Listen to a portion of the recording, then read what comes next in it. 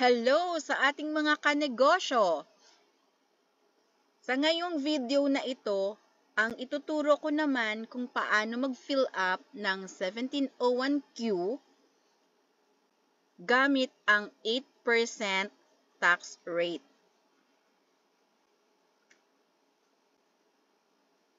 Ang gagamitin nating form ay BIR Form 1701Q V 2018.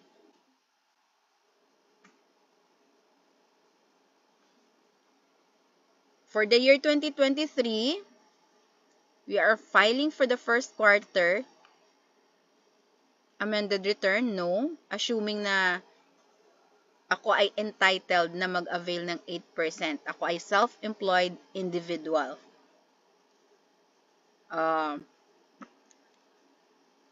Single proprietor, engaged in business.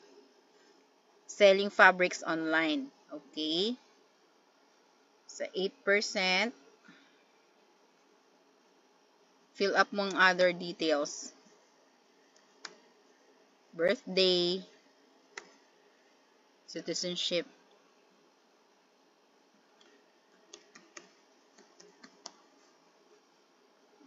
claiming foreign tax credits, no. Doon sa taas kasi, sa ATC, pinindot ko na yung business income, 8% tax rate. So, ayan na siya sa number 16. Automatic na siya, nag-choose ng 8% on gross sales receipts and other non-operating income in lieu of graduated rates and percentage tax. Kapag pinili mo ang 8% on gross sales and receipts, hindi ka na magbabayad ng percentage tax. Exempted ka na sa percentage tax. Iisang rate lang ang gagamitin sa buong taon, 8%. Assuming na ako ay self-employed individual at ang aking estimated income for the whole year ay hindi lalagpas sa 3 million pesos. Kapag lumagpas na ng 3 million pesos, dapat mag-register na ako as VAT registered taxpayer. So, hindi na available sa akin ang 8% option. Dito tayo sa page 2. Sa Schedule 2 for 8% income tax rate.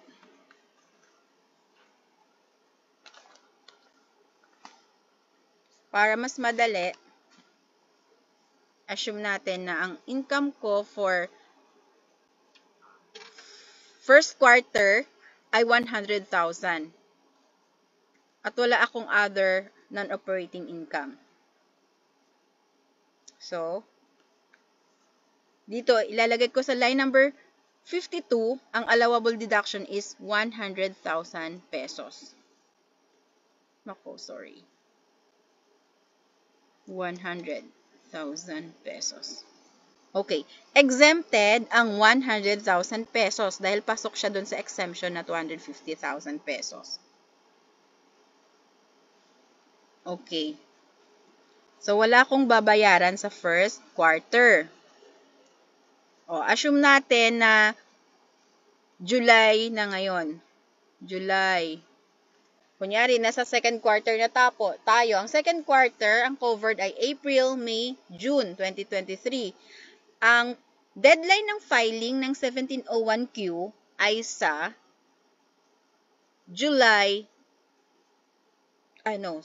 sa August 15, 2023. Sa July pala yung percentage tax. So, ulitin ko, ang deadline ng 1701Q for the second quarter 2023 ay sa August 15, 2023. Punta tayo doon ulit sa page 2.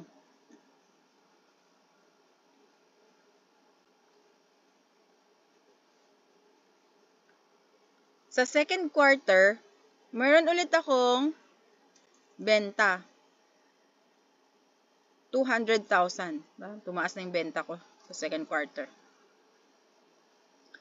Sa line number 50, i-add ko ang previous quarter na income ko, which is 100,000 pesos.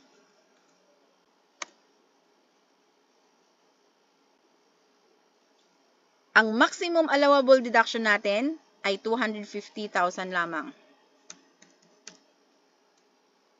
So, lumagpas na ako sa exemption.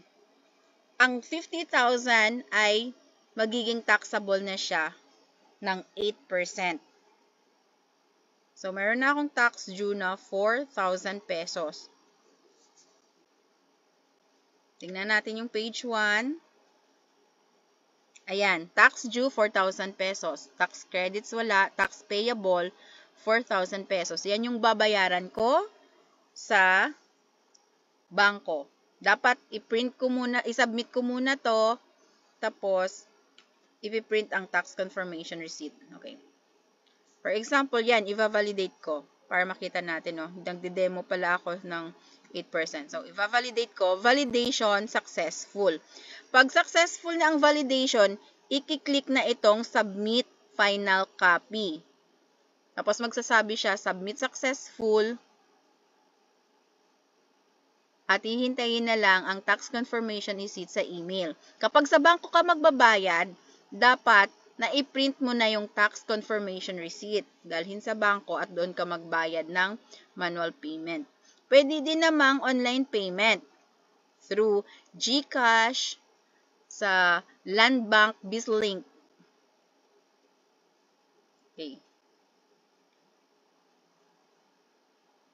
At saka sa iba pang mga online platform. Yan lang yung kabisado ko eh. Pwede din sa Pimaya yata magbayad ng ng income tax. Ng ITR. Basta dun sa mga service provider na tumatanggap ng payments sa BIR. Okay. I-edit natin. Halimbawa, third quarter na. Third quarter. Ang pagpili ng 8% sa buong taon, hindi pwede na sa first quarter 8%, sa second quarter iba na naman, naisip mo na mas maganda pala yung graduated rates, optimized deduction, mag-shift ka, hindi pwede. For the whole year, yung na yan, tax scheme na yan na 8%. So, third quarter na tayo. Balik tayo dun sa ating page 2. So, third quarter, nakabenta ulit ako ng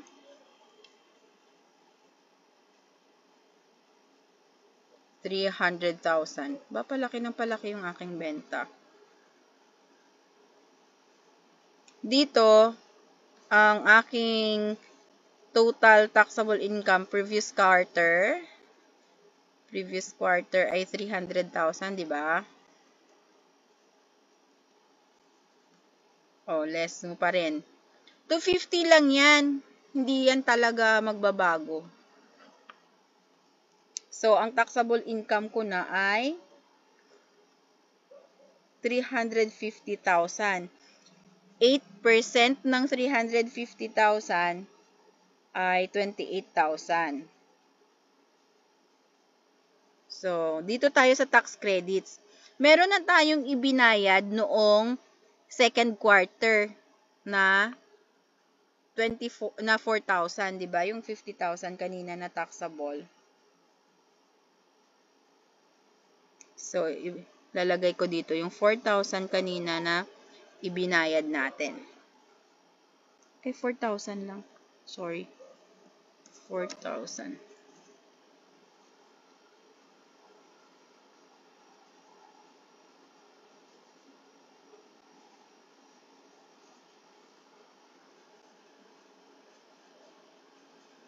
So, total tax credits ko ay 4,000. Aking tax payable for the third quarter ay 24,000 na lang. Ayan. Total tax due ay 28,000 less tax credit o yung binayaran ko nung second quarter. So, ngayong third quarter, meron pa akong babayaran na 24,000 pesos. Okay guys, nakapag-fill up na tayo ng first quarter, second quarter, at saka third quarter. O, i-validate ulit ang entry for the third quarter. Then, okay naman na, validated na siya. Ito ang i-click, submit final copy. So, okay guys. Sana naintindihan nyo po yung aking demo, how to fill up 1701Q using 8% income tax rate.